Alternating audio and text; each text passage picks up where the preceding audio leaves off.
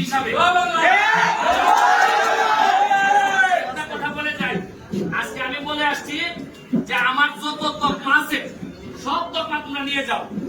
আমার মানবতাবাদী বলতে এখন তোমরা বেঈমান বলো, কোনো অসুবিধা নাই। শেষ বিন্দু পর্যন্ত আমি বঙ্গবন্ধু কন্যা জননেত্রী শেখ হাসিনার সাথে আছি এবং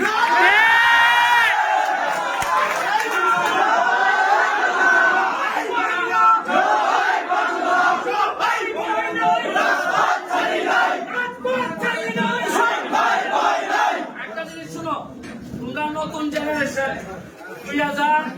2001-এর পরে আমি রিপন রতন ভাইদের সাথে রাহুল ভাইদের সাথে লিয়াকত ভাইদের সাথে রাজনীতি করার সুযোগ পাইছিলাম। বিরোধী দল আমরা জানি যে কি খারাপ অবস্থায় আমরা রাজনীতি করে এই টাকা পর্যন্ত আসছি। তোমরা আমাদের উত্তরাধিকার, রক্তের একটা তাসির আছে। আদর্শের সৈনিকরা যদি একবার দাঁড়াই যায় তাদেরকে কেউ আর দাবাই রাখতে আমার ছোট ছোট ছাত্রদেরকে এরা মাথা ব্রেইন ওয়াশ করছে, যুদ্ধ করতেছে।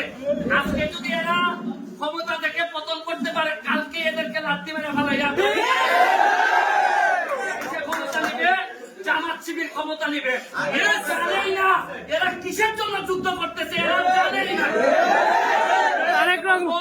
যতটুকু পারো ছোট ভাই যারা আছে বুঝাবা, তবে এদের সাথে যারা জামাত বিএনপি ছাত্র শিবির যারা আছে তাদেরকে প্রতিহত করার জন্য বাংলাদেশ ছাত্রলীগ একটা বড় ভূমিকা রাখবে।